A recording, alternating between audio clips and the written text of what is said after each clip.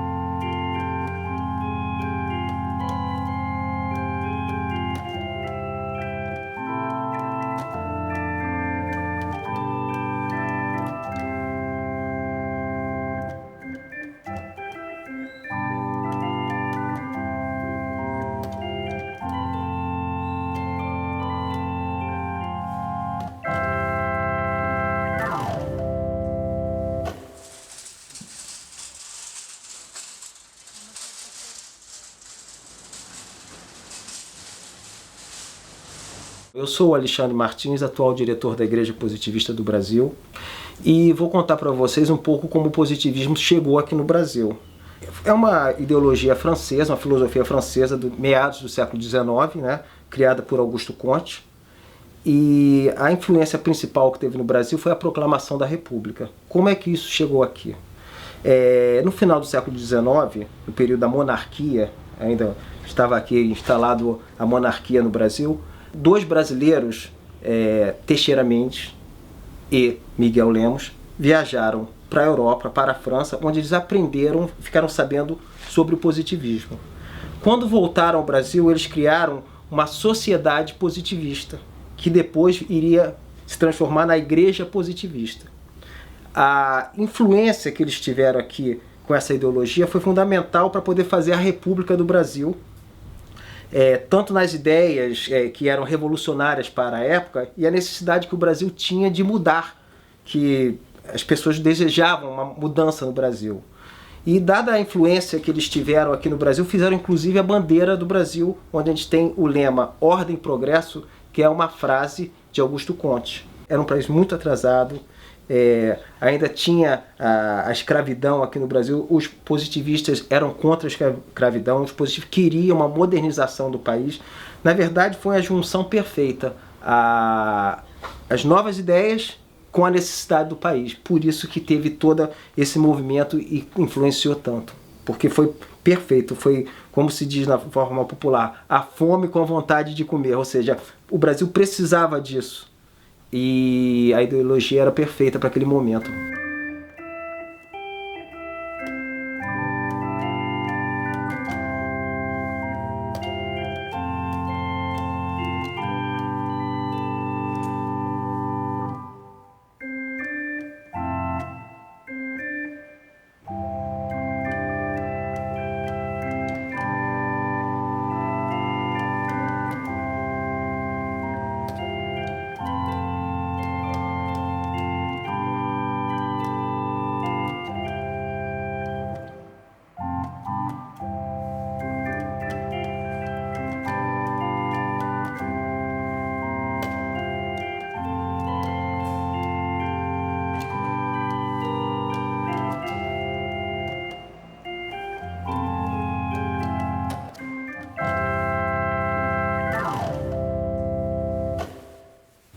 primeiro momento era um momento cívico.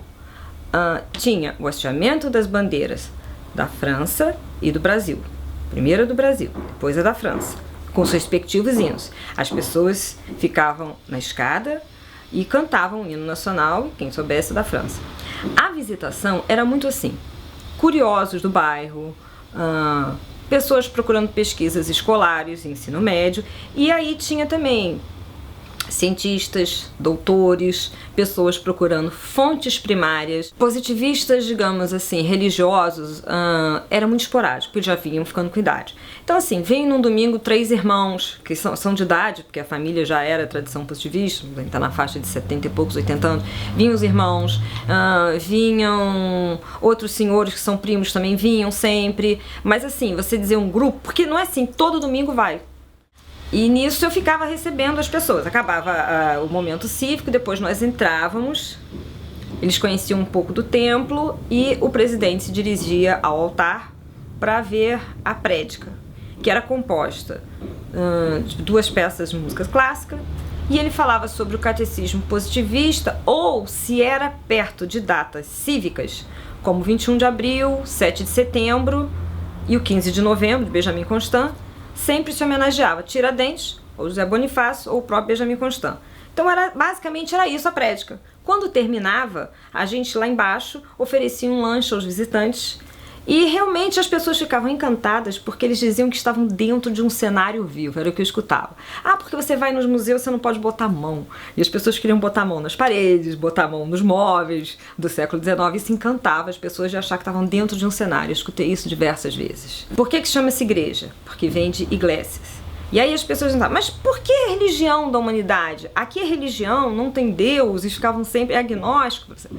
Tem um Deus, tem uma deusa, a deusa da humanidade.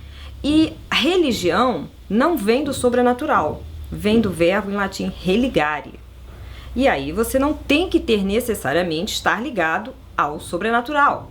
E as pessoas ficavam assim, começando a se encantar e simpatizando. E aí, mas por que? Muitos porquês. Ninguém sabia a história da origem da bandeira. Agora, uma coisa que eu sempre falo como um apelo, falo muito isso. Eu recebia ônibus e as pessoas ficavam encantadas, querendo tirar foto da tela, e eu dizia assim, olha, dependendo da ocasião, tá chegando Copa do Mundo, tá chegando Pan-Americano. Quando vocês estiverem sacudindo, beijando a bandeira, sacudindo a canga, a camisa, lembra da onde que saiu o desenho da bandeira, que é desse local tão modesto, porque está tão destruído, infelizmente, mas a importância histórica que esse prédio tem, eu só quero que cada um de vocês fale isso enquanto vocês estiverem assistindo o jogo do Brasil. Eu sempre dizia, o pessoal ria muito, porque é verdade, as pessoas não sabem a origem da bandeira nacional, não é ensinado nas escolas. Ser positivista no Brasil hoje em dia é uma coisa que você está lutando por um ideal que é um ideal assim bem esquecido, está tentando mostrar novamente uma história que ficou totalmente apagada com o tempo, né? Está tentando reinventá-lo, na verdade, é uma forma de reinventá-lo, refazendo o templo, dando noções do que era o positivismo. Conte tem uma definição genial sobre o positivismo, sobre o positivo, né? É real, útil, certo, preciso, relativo, orgânico e simpático. Sete vertentes, digamos assim, né? Quer que eu repita? Houve aqui, no início do século XX, aqui no Brasil, uma reação católica, né? Então, eles abafaram tudo, né? Inclusive, houve aí uma espécie de reação católica, até porque os positivistas tinham separado a igreja do Estado, né? Então eles fizeram uma ofensiva geral e parcialmente venceram, né? Então diminuiu muito, né? Acabou a publicidade, essa coisa toda. Então voltamos para o Estado sobrenatural, né? A gente estava batalhando para fazer o Estado positivo, né? Aí houve um retrocesso nesse aspecto. Eu venho de 2 famílias positivistas, tanto parte de pai quanto parte de mãe, e fui educado, fui criado ouvindo essas coisas. Os meus dois avós já eram positivistas, né, também. As avós eram católicas. E desde criança tenho sido formado nessa linha de pensamento. Eu achava que o positivismo era uma coisa do século XIX, como realmente é, e que não tinha mais nenhum significado no século XX, né? Muito menos no século XXI. Mas eu aderi ao positivismo filosófico, eu comecei a estudar o positivismo, me interessar, aos 25 anos. Antes disso eu era meio democrata, meio nacionalista, meio comunista, e depois eu fiz a comparação das doutrinas e achei que o positivismo era muito mais completo do que aquelas doutrinas que me influenciaram na mocidade, na juventude. O positivismo demonstra, né, pretende ser uma religião demonstrada, que demonstra as coisas, que nós somos governados por leis naturais. Todos os fenômenos que acontecem, todos os acontecimentos são dirigidos por leis naturais, matemáticas, astronômicas, físicas, químicas, biológicas e também sociológicas e morais ou psicofisiológicas. Toda essa gama de conhecimentos que a humanidade acumulou durante os séculos, hoje em dia é vista como sujeitas a leis naturais e, portanto, científicas. Isso é que é o fundamento do positivismo, a parte filosófica do positivismo é essa, né? Por isso é que eu acho que, baseado nessas premissas, o Comte fez previsões que se realizaram, de um modo geral, e que estão aí para que possam ser usadas como provas da visão dele de que tudo é governado por leis naturais, né? O rapaz que te fez a entrevista aí é meu primo, é parente. Então, nós somos da mesma família, né? A mãe dele é irmã da minha mãe.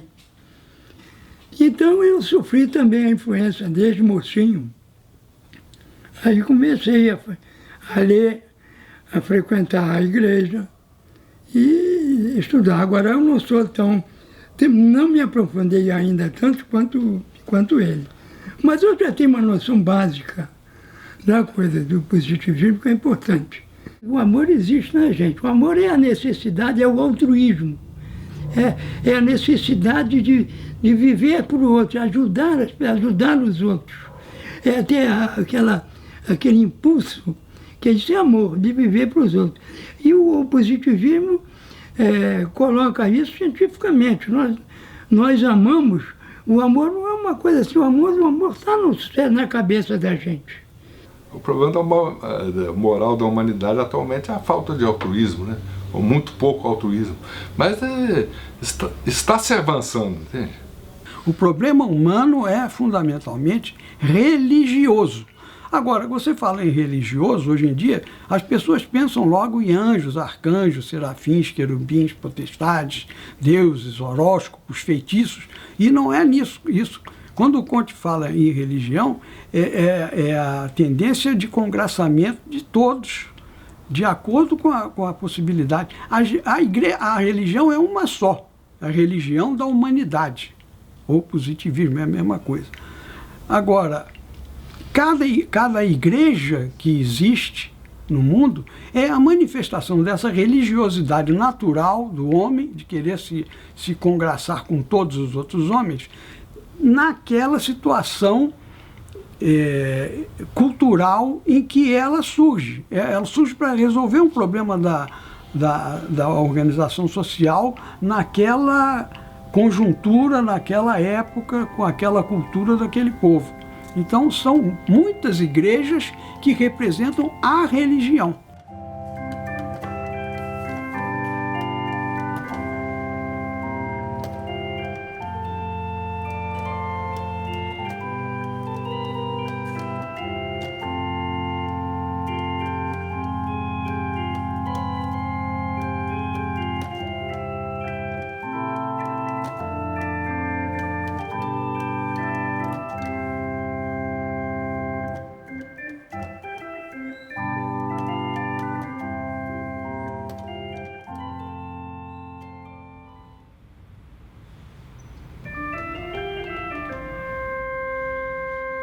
O meu nome é Erlon Jacques de Oliveira, eu sou brasileiro, porto-alegrense, tenho 42 anos, nasci no dia 16 de julho de 1972 e sou diretor da Igreja Positivista do Rio Grande do Sul e guardião do Templo Positivista de Porto Alegre. Nós temos 2 templos no planeta construídos especialmente para a doutrina. Um deles é o do Rio de Janeiro, que está fechado em reformas, o outro é o de Porto Alegre. Temos a grande missão de ser o farol da religião da humanidade hoje no planeta. E nem na França o positivismo teve tanta repercussão como teve aqui no Rio Grande do Sul, porque era a doutrina que estava revolucionando a Europa, o pensamento, não só positivista, não só a religião da humanidade, mas vamos voltar um pouquinho, todo o iluminismo, enciclopedismo, racionalismo, Descartes, Voltaire, Rousseau, enfim, todos os grandes pensadores contemporâneos e anteriores a Comte já vinham exercendo essa influência. Só que naquela época nós não tínhamos internet, não tínhamos telefone, as comunicações eram muito lentas, eram muito precárias. E o Império bloqueava tudo que vinha da Europa do Rio de Janeiro. O que não tinha interesse de ser divulgado não vinha para o Rio Grande do Sul. Só que nós tínhamos uma vantagem, a nossa proximidade com a Argentina e com o Uruguai, que já eram países liberais, nos trouxe muita informação privilegiada. Então os gaúchos tiveram acesso a informações que o resto do Brasil não teve. Nós nunca fomos muitos aqui, nunca passamos de 60. A nossa pregação ela é passiva, a nossa atuação ela é passiva, nós não fazemos proselitismo religioso do nosso portão para fora. Nós seguimos a postura que os grandes mestres do passado nos ensinaram. Nós nos resignamos à nossa realidade, estamos aqui de portas abertas, esperando aquela pessoa que tenha coragem de subir essas escadarias. Essa doutrina ela é indigesta para algumas pessoas. Se você tem muito cristalizados os valores teológicos, deístas, fundamentalistas, você vai se sentir mal aqui. A gente venceu a primeira batalha contra o obscurantismo, quando a gente conseguiu expulsar o imperador, expulsar a monarquia católica e implantar uma república militar. Vencemos a primeira batalha. Só que as forças obscuras são grandiosas, são tenebrosas, se organizam, se reorganizam. A religião da humanidade ela nunca aconteceu na prática de fato. Nós éramos um núcleo muito pequeno. Aquela ideia de que ela se tornasse a religião oficial, por exemplo, do país, né, que eles tinham essa ideia de substituir o catolicismo pelo positivismo. Isso não deu certo porque eram forças muito grandiosas. Eles subestimaram o poder da religião católica, eles subestimaram a dependência que o povo tem do teologismo, dos valores sobrenaturais. Eles subestimaram isso. Os positivistas se achavam tão poderosos, tão importantes, a nossa doutrina era tão perfeita, que eles acharam que ela seria aceita naturalmente, e não foi. A crendice do povo tem muita força, as crenças populares, uma religião que já vem fazendo uma pregação há 2000 anos, isso tem muita força. Isso é um condicionamento, é uma cristalização mental difícil de mudar do dia para a noite. E eu acredito que a sociedade não estava preparada para receber a mensagem que o positivismo tinha para dizer. Hoje talvez esteja.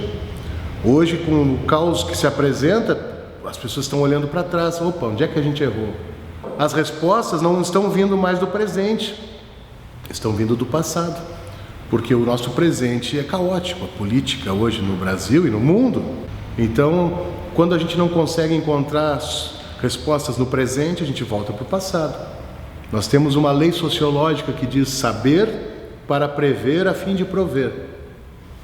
Conhecimento é a grande solução, é a grande arma dos homens íntegros e honestos contra o obscurantismo, contra a tirania, contra todas essas forças negativas que a gente assiste. O conhecimento é a grande força motriz. Hoje parece que os fins justificam os meios, tudo gira em torno do capital, tudo gira em torno desse conglomerado econômico que dita as normas do planeta. E o nosso regime traz grandes revelações para esses problemas, não é? Por exemplo, Augusto Conte já falava em ecologia quando nenhum outro pensador tinha essa preocupação. O nosso regime é a indústria e a política balizados pela moral. Olha a importância, a ordem e o progresso. Não é? Muitas pessoas pensam que esse globo é o globo terrestre. Não, é o céu do Brasil, na data exata da proclamação da República. Às 9h03 do dia 15 de novembro de 1889. É um relógio do tempo. É um relógio do tempo impresso aqui na nossa bandeira, com os quadrantes, as estrelas. Né?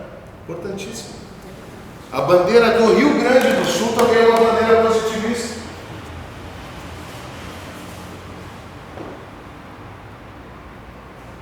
Com um simbolismo maçônico. A maçonaria teve um papel importantíssimo aqui no nosso estado. Esse simbolismo é maçônico. As colunas de Aquim, Boaz, os ramos de acácia, todo um simbolismo maçônico que influenciou a constituição do nosso estado. Veja a importância, né? Qual é o lema da Revolução Francesa durante o conflito, durante a Revolução? Alguém sabe qual era o lema? Liberdade, igualdade, fraternidade ou la morte, ou morte. Esse era o lema da Revolução Francesa. Depois foi alterado para liberdade, igualdade e fraternidade. Júlio de Castilhos, inteligentemente, substituiu a palavra fraternidade pela palavra humanidade. Liberdade, igualdade, humanidade. Em respeito à religião da humanidade. Nós podemos ser muito fraternos entre nós e oprimirmos a população. A elite branca pode ser muito fraterna e implantar o apartheid na África do Sul, como implantou. A fraternidade não é garantia de justiça nem de igualdade, muito menos de humanidade. Hoje, casualmente, em função do frio, foi um dia atípico, veio pouca gente. Mas o nosso público vem crescendo. Na época do mestre Capelli, era muito comum eu vir aqui e encontrar ele sozinho, lendo um livro aqui sentado no domingo. Hoje eu já não sofro esse mesmo problema. No mínimo, hoje um dia fraco, no mínimo 10, 15, 20 pessoas participam do nosso culto, no mínimo. Vejo o futuro, sim, vejo, fico muito feliz. Cada vez mais pessoas tendo interesse. Eu já tenho um menino que eu estou trabalhando com ele, o mestre gostava dele, do Éder, muito bom ele. Aqui dentro eu sou, na parte administrativa, o vice-diretor, e na parte religiosa eu sou o mestre adjunto. Na ausência do mestre para celebrar a cerimônia, sou eu que celebro elas. E na parte administrativa, na ausência do diretor, eu é que tomo as decisões. Isso ocorre poucas vezes no ano, então não é uma função muito atribulada. Mais diretamente, a minha principal função aqui dentro é cuidar da biblioteca do Tempo Positivista. São todos os livros, que Augusto Conte ele deixou uma série de obras que deveriam ser lidas, pesquisadas pelos positivistas, para ser considerado um positivista completo. Que Augusto Conte considera que toda a humanidade ela é positivista, mas em graus diferentes. Então, desde aquela pessoa que tem a crença religiosa mais profunda, até aquele cientista mais cético, todos são positivistas. Eles têm que completar os graus de conhecimento deles para chegar a ser um positivista pleno. Que seria uma pessoa guiada pela razão, através do espírito fraternal entre a humanidade, e não mais aqueles conceitos supersticiosos. Então aqui dentro dessa biblioteca nós temos todas essas obras que ele indicou, e eu é quem faço a organização delas, que registro quando sai alguma obra ou quando entra uma nova obra. Então conforme for feito o trabalho, a solicitação, eu pesquiso aqui dentro do documento que é solicitado e entrego a pessoas cópias. Nós procuramos não emprestar o livro original, porque a maioria desses livros já tem mais de 200 anos, então alguns já não podem mais nem ser mais manipulados. Então eu procuro realmente pegar e fazer uma cópia para deixar o mais possível sem tocar naquela obra antiga para não danificá-la mais do que ela já está. Quase todas as obras que foram feitas pelo Templo Positivista do Brasil, lá do Rio de Janeiro e aqui do Rio Grande do Sul, nós temos guardado no nosso arquivo. Bom, esse aqui é o livro, como vocês podem ver, está escrito parte em chinês, parte em francês. Aqui dentro está alguma das nossas importantes obras, é o que está sendo de alguma divulgação do positivismo, já visando alcançar o Oriente, já visando chegar em outros países. Não só na Europa e nas Américas, mas tentar globalizar o positivismo. Então aqui dentro dessa obra estão as nossas imagens importantes, a imagem da humanidade para nós, representada a Clotilde de Vaux, com uma criança no colo que simboliza o futuro, onde nós avançamos. Aqui está a Rosália Boyer com Augusto Conte. Essa é uma imagem simbólica, isso aqui não ocorreu de fato, ele é apenas uma representação. Seria Augusto Conte sendo representado a humanidade, a mãe humanidade, como sendo votos de que ele vai ser uma pessoa importante para a história da humanidade. Aqui está a Clotilde de Vaux, quando mais jovem, a mulher por quem Conte se inspirou, foi apaixonado. E nós temos aqui um grande arquivo que abrange toda a parte militar, principalmente, que a República Brasileira ela foi proclamada pelos militares, não foi um movimento popular, não foi um movimento espontâneo, foi uma decisão dos militares de trocar a forma de governo de monarquia para república. Então nós temos aqui guardado todas as documentações, troca de correspondências, as informações que eles passavam, os códigos que eles passavam entre eles, nós temos guardado aqui. E principalmente do que trata do Rio Grande do Sul, especificamente, porque o Rio Grande do Sul é dos estados brasileiros que teve mais influência do positivismo.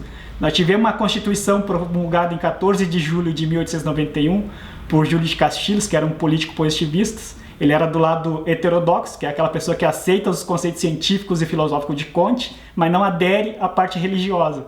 A parte religiosa é só os ortodoxos. Os ortodoxos eles assumem a religião, mas não entram na política. Eles separam bem essas duas esferas. A política e a religião está separada. É a separação do espiritismo, da parte religiosa, espiritual, da parte do poder temporal, o poder político. Então não há aquela mescla. E aqui no Rio Grande do Sul nós tivemos as duas partes, tanto a parte política quanto a parte religiosa. Os livros geralmente que eram publicados aqui em Porto Alegre, eles eram feitos nas prensas da Livraria do Globo, que fica na Rua dos Andradas, aqui no centro da cidade. Essa prensa tinha muitas pessoas que eram vinculadas ao positivismo político, principalmente, e poucos vinculados ao positivismo religioso, mas eles realmente dedicavam um tempo para produzir as obras do positivismo religioso. Então nós enviávamos para eles o opúsculo manuscrito e eles prensavam os livros e nos mandavam de volta sem custo na maioria das vezes. Era feito por caridade, digamos assim. Era um momento da vida, um momento do trabalho deles que eles dedicavam para essa atividade. Então nós temos muitas obras aqui que atrás do livro registra lá editora gráfica, tipografia, Livraria do Globo.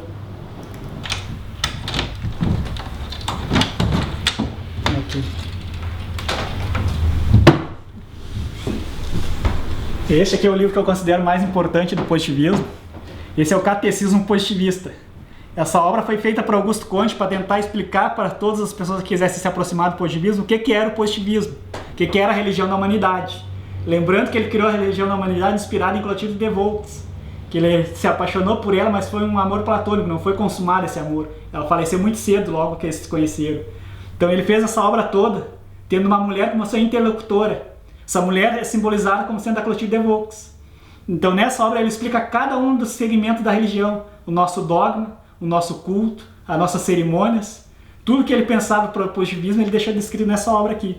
Isso aqui é um livro antigo e é uma coisa que era costume nos membros do apostolado, os mestres, quando estavam perto de falecer ou iam se afastar um pouco da religião, eles doavam o seu catecismo para o templo, para que um próximo membro que viesse adotasse aquele catecismo como seu, cuidasse, estudasse dentro daquele catecismo e após fosse novamente se afastar por alguma razão, também deixasse esse catecismo em mão do templo. Então eu considero os catecismos positivos a mais importante obra do tempo que nós temos. A maioria deles datam de 1900, 1895, eram obras feitas a duras penas, com muita dificuldade, como se diz, porque naquele período o papel era muito caro, a tinta era muito cara, a própria tipografia cobrava muito caro das pessoas para imprimir um determinado livro. Esse era um livro que não era feito em série, ele era feito em unidades, o que encarecia ainda mais a sua produção. Aqui, por exemplo, nós temos uma obra importante, que é uma circular anual do positivismo, feito por Felizardo Júnior. Felizardo Júnior é a pessoa que realmente fundou a Sociedade Positivista aqui de Porto Alegre, que deu origem a esse tempo. Inclusive a família Felizardo Júnior foi quase todos eles positivistas. Influenciaram muito Luiz Carlos Prestes, que quase toda a infância dele foi vinculada à mãe dele, Leocádia Felizardo, que era uma positivista. Então ele teve praticamente toda a formação positivista, junto com Getúlio Vargas. A gente acredita que essa é uma razão, por exemplo, porque quando Luiz Carlos Prestes tentou dar um golpe no governo de Vargas, o Vargas não mandou fuzilar o Prestes pela origem dos dois. Os dois eram positivistas de início. Depois eles se afastaram da doutrina. E aqui está uma obra que foi traduzida pelo Felizardo Júnior, que é uma obra de Augusto Conte, onde é ensinado alguns dos preceitos positivistas. Inclusive esse livro data de 1881, para ver como estava começando ali a Sociedade Positivista do Rio Grande do Sul. E já no Rio de Janeiro já fazia 10 anos que existia a Sociedade Positivista do Rio de Janeiro. Então essa obra aqui também é outra obra importante.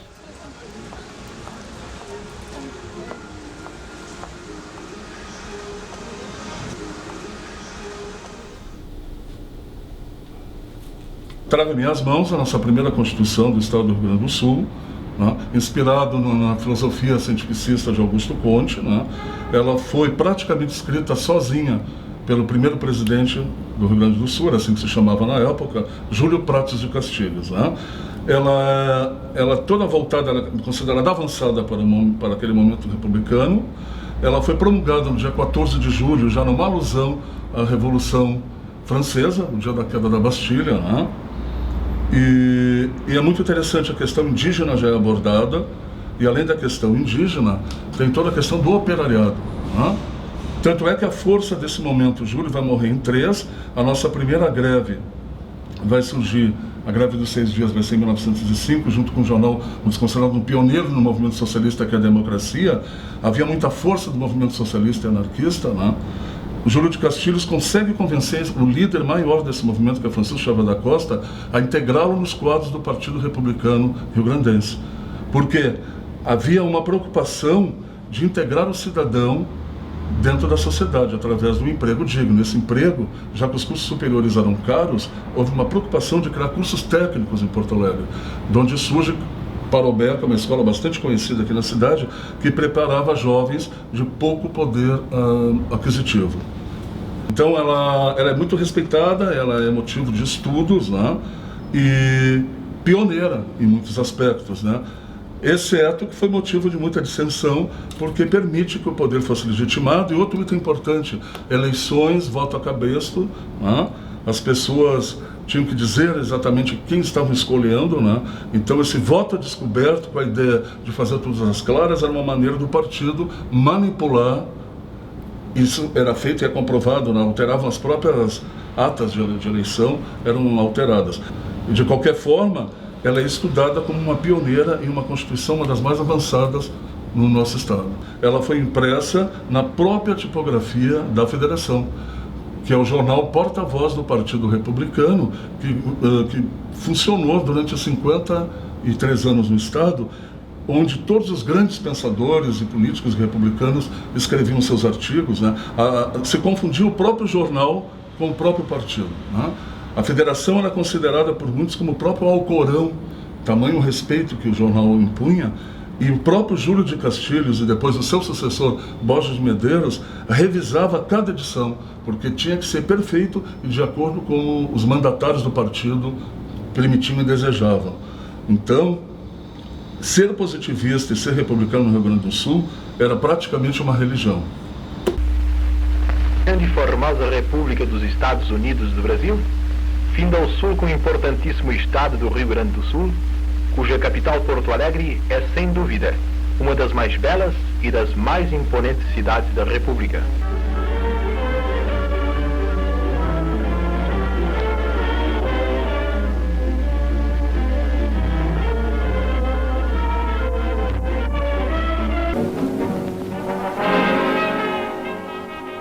Porto Alegre, a capital do Rio Grande do Sul, é uma das mais novas capitais do Brasil. Fundada em meados do século XVIII, o seu desenvolvimento foi sempre crescente, tornando-se notável nos últimos 20 anos. Fica situada à margem esquerda do Guaíba. Dista 180 milhas do Rio Grande, porto de mar do estado, e 970 milhas do Rio de Janeiro. Para seus serviços de comunicações, Porto Alegre possui um magnífico porto que permite, em qualquer época, acesso a navios de 5 mil de calado e é servida por bom cais, com cerca de 2 km de desenvolvimento, armazéns, guindastes, etc. O porto é frequentado por 600 navios de longo curso e cabotagem que transportam mais de 1 milhão de toneladas de carga e cerca de 30 mil passageiros. Porto Alegre tem grande movimento. A sua população é de mais de 400 mil habitantes. Palácio do Governo. A cidade e arredores tem cerca de 50 mil prédios. 50% dos prédios de Porto Alegre são ocupados por seus proprietários. Existem na cidade 6 mil automóveis. O movimento interno é facilitado por linhas de ônibus e bondes que transportam anualmente 50 milhões de passageiros.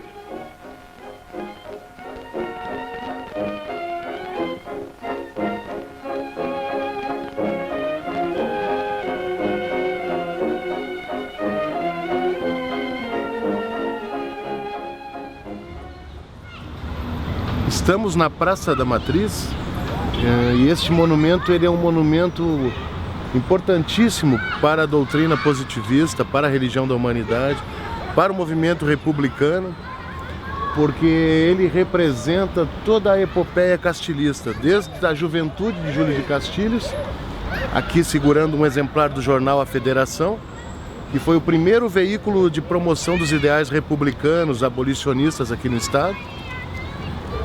Então ele representa o Castilhos jovem nesse quadrante, não é? Lá em cima podemos observar o globo terrestre com as frases ordem e progresso, que são frases da nossa doutrina também, não é? E sobre ele, a República, a República, a República, né? Do lado direito vem o homem típico aqui do sul do Brasil, o gaúcho a cavalo, não é? E o mais importante, o grande líder Júlio de Castilhos, como se fosse levantar, ele não está sentado, ele está querendo levantar, mostrando que os ideais republicanos, positivistas, abolicionistas, a própria religião da humanidade está sempre disposta a se levantar para lutar pelo que ela acredita, pelos nossos ideais.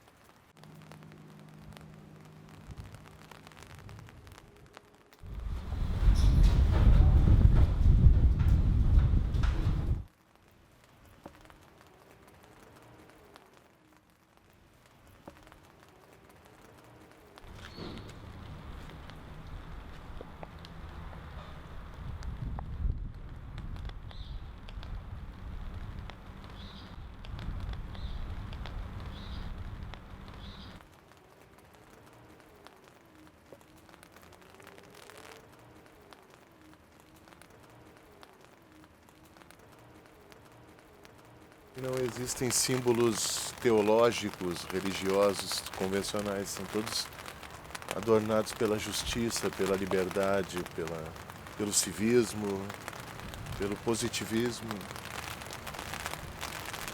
Era uma outra cultura e tinha uma crença que o belo é o esplendor do bem. Então as coisas não podem ser meramente funcionais, elas têm que ser bonitas, belas, harmoniosas, na progressão áurea. Eu conheci esse prédio muito jovem. Quando eu era criança, meu pai me trazia para passear no Parque da Redenção e ele entrava comigo aqui, me mostrava, eram senhores, eu sempre via uns senhores idosos aqui, velhinhos, eu achava que era um lugar sagrado, sabia que era um lugar sagrado, mas parecia uma igreja, eu não sabia direito o que era. E o meu pai pertencia à mesma ordem que pertenceu o mestre Capelli também. O mestre participava de uma irmandade que meu pai também fazia parte. E há mais de 15 anos atrás, eu sou músico e eu vivia uma vida um pouco desregrada, estava afastado de alguns valores que hoje eu prezo muito. E um dia eu estava precisando de resposta, estava me sentindo um pouco angustiado, mas eu não gostava da Igreja Católica. E aí eu vi a porta aberta e entrei aqui. Lembrei que eu vinha quando eu era criança e entrei. Aí estava o mestre Capelli e mais uns 3, 4 irmãos participando do culto. Aí eu sentei e aí logo em seguida ele falou: pena, nós temos um órgão aqui, mas não tem ninguém que toque. Aí eu disse para ele: mas mestre, eu sou músico, se quiser eu posso tocar para vocês um pouco. Aí ele me pediu para tocar, eu toquei e eles gostaram muito. E aí já me acolheram e eu estava precisando desse acolhimento, eu estava sentindo muito sozinho, meus pais estavam morando longe, eu estava me sentindo meio sem referências. Estava entregue à noite, entregue às coisas da vida. E aqui me trouxe de volta para um caminho de conhecimento. Depois disso eu ingressei na universidade e me preparei, comecei a entender essa doutrina. E aí o mestre me convidou um dia para trabalhar com ele. Já bem um mês depois já de eu ter conhecido ele, no mesmo mês ele já me deu as chaves aqui. Vou te deixar as chaves, eu vou comprar um computador de última geração, vou botar ali embaixo para tu usar. E ali eu comecei a vir. Aí ele ia me pagar um salário por mês. Aí no primeiro mês ele me pagou, mas eu comecei a ver que ele tinha muita dificuldade financeira. Ele tem uma fábrica, eu comecei a ajudar ele lá na fábrica também, só que ele tinha muita dificuldade, eu senti que ele tinha dificuldade. Aí no segundo mês eu já agradeci, mas aí eu dispensei o salário. Eu digo, mestre, eu não quero ser seu empregado, eu quero ser um membro da sua igreja, quero começar a ajudar voluntariamente aqui. E foi muito bom para mim, aprendi muito com ele. Eu colei nele, fiquei do lado dele, sempre comecei a proteger ele de pessoas que vinham aqui. Vinha gente aqui para assaltar, gente para roubar, só para pedir dinheiro para ele. Ele passou dificuldades aqui. E aí eu comecei a ficar perto dele para proteger ele, ele já era uma pessoa idosa. Comecei a cuidar dele, comecei a ficar perto dele sempre, ajudando ele. Desenvolvi um carinho imenso por ele, um respeito imenso por ele, pela família dele, pelas pessoas que ele tinha valor. Eu comecei a conhecer também. Ele me apresentou os positivistas do Rio de Janeiro, por telefone, mas eu conheci depois pessoalmente. Me apresentou os positivistas do Paraná, comecei a... Aí um dia ele me disse, olha, eu vou precisar de alguém que me substitua aqui quando eu ficar velho, quando eu morrer. E eu não achei ninguém ainda.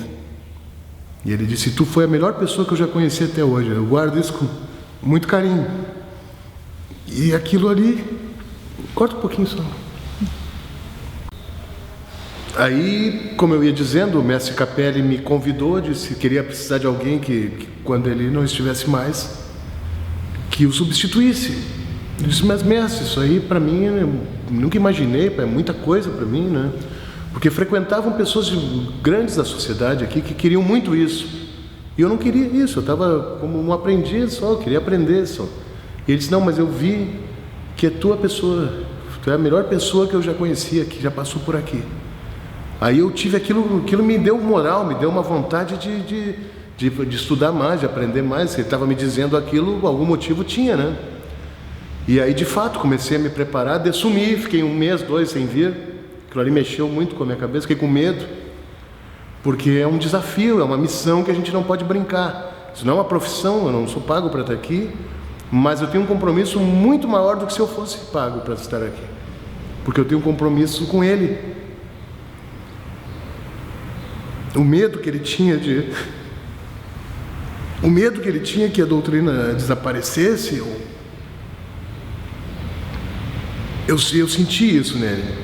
Então esse compromisso que eu tenho com o desejo que ele tinha de manter esse lugar firme, de manter essa doutrina de pé, é o que me faz vir aqui. Então isso não tem dinheiro que pague, não tem preço. Eu estou reverenciando, estou honrando, ele me salvou. Se não fosse por ele, talvez eu fosse estar até morto hoje. E aí, com os ensinamentos dele, eu pude ver que existem coisas maiores na vida. Eu vi um homem de 85 anos se acordar todo dia às 5 horas da manhã para tocar uma fábrica, com dificuldade, vinha aqui religiosamente. Ele só não veio aqui quando a tuberculose, a doença, não deixaram mais ele vir. Então eu via o esforço que ele tinha, quanto ele amava isso aqui. Por amor a uma pessoa que salvou ele, um professor que era positivista, ele era órfão, o pai tinha morrido, a mãe trabalhava, não tinha tempo, e quem adotou ele foi um professor, no professor do Parobé, Diogo Protásio de Jesus, professor do mestre Capelli. E ele, o amor que ele tinha por esse professor, essa reação é a mesma que eu tenho quando ele falava do professor dele. Então o que eu sinto? Que a nossa sucessão, ela não se dá por eleições, ela não se dá por indicações, não, é pelo afeto, pelo amor. Só pode passar uma responsabilidade, uma missão para alguém que tu confia, que tu ama. Tu sabe que aquela pessoa não vai te trair. E hoje não se encontra mais esses valores na sociedade. Hoje as pessoas traem por um pote de lentilha, né? As pessoas estão traindo por qualquer coisa. E ele me ensinou isso, ele me passou esse amor pela doutrina. Muitas vezes a minha vida até nem teria por que eu ingressar numa senda tanta responsabilidade. Mas como ele me chamou e me passou essa missão, eu estou tentando desempenhar, sinceramente, não para agradar a sociedade, não por seguir rigorosamente o que Augusto Conte pensar, mas por ele, pelo mestre Afrânio Pedro Capelli. Eu estou aqui por causa dele e reverencio a missão e o ideal que ele tinha de fazer um mundo melhor. Um mundo mais justo, onde uma criança não fosse violentada, onde um idoso não precisasse juntar um pedaço de pão numa lata do lixo para se alimentar. É isso que ele sempre dizia. Fazer uma sociedade mais justa, melhor. E ele me vendeu esse sonho, ele me conquistou, ele me capturou a minha alma para essa doutrina, que hoje eu amo e hoje eu prego por respeito a ele. No leito de morte, um dia ele me disse: eu errei com a minha profissão, eu errei muito na minha vida, eu errei com a minha família, mas eu não posso ter errado contigo, hein? Me deixou esse peso ainda. Eu não posso ter errado contigo, hein? Eu digo: não, mestre, o senhor não errou, pode deixar que eu vou seguir. Prometo que eu vou seguir ao máximo sua orientação. Não vou prometer que eu não vou errar, porque errar é humano. Mas eu vou prometer que eu vou buscar a perfeição que o senhor me ensinou. E aí eu estou tentando. É difícil, não é fácil. Não é fácil. Mas a gente se esforça, a gente busca força nos irmãos, busca força na nossa história, né, com tantos desafios que a gente tem pela frente. Mas eu vejo um futuro muito bom para a nossa doutrina. Eu acho que com o tempo as pessoas vão entender o quanto é importante a ciência, o conhecimento, a fraternidade, e fazer disso a arte e fazer disso uma religião é fundamental, porque a humanidade perde muito sem a religião, ou com uma religião mentirosa, que é pior ainda, né? Tu ilude o ser humano que tu está salvando a alma dele, mas tu está enterrando ele num buraco de fanatismo, de dependência. É pior ainda. Por isso as verdadeiras religiões têm que vir à tona novamente, né? Confucionismo, enfim, a religião da humanidade, as religiões afro, que são muito sinceras, muito bonitas, o fetichismo indígena. O Brasil é um caldeirão de sincretismo, de etnias, o Brasil é um lugar propício para isso, não é? Aqui está tudo misturado, e essa mistura é boa. Tudo misturou, a religião afro-indígena com o catolicismo, com o evangélico, com o judeu, tudo misturou aqui. Por isso eu vejo o Brasil como uma nação com muitas possibilidades de dar certo, porque ela pode aprender com os erros do passado, mas também filtrar as qualidades de cada cultura, de cada povo, formando uma nova cultura melhor, aperfeiçoada, não é? Talvez era essa, por isso o positivismo foi tão bem aceito aqui. Essa ideia de aceitar as diferenças, de não se tornar uma pessoa preconceituosa. Olha com bons olhos, todo mundo é bom até que prove o contrário, né? Tem culturas que parece que todo mundo é ruim, até que tudo que é diferente é ruim, né? Pra gente não, tudo que é diferente é bonito, é diferente, né?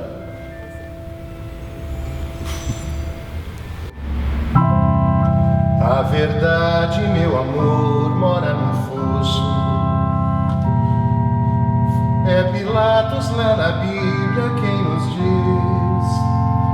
E também faleceu por ter pescoço o autor da guilhotina de Paris. A verdade, meu amor, mora num poço. É Pilatos lá na Bíblia quem nos diz. E também faleceu por ter pescoço o autor da guilhotina de Paris.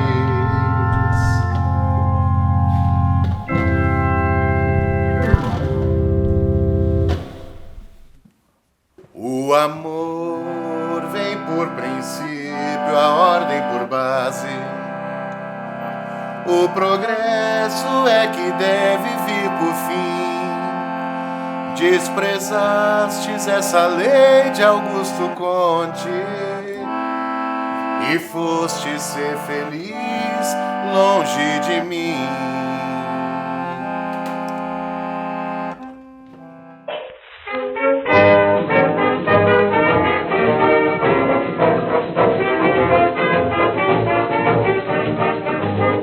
A verdade, meu amor, mora num poço.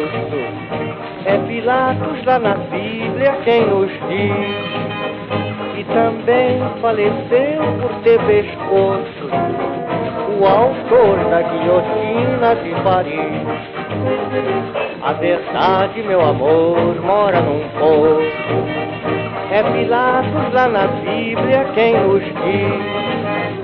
E também faleceu por ter pescoço o infeliz autor da guilhotina de Paris. O amor vem por princípio, a ordem por base. O progresso é que deve vir por fim.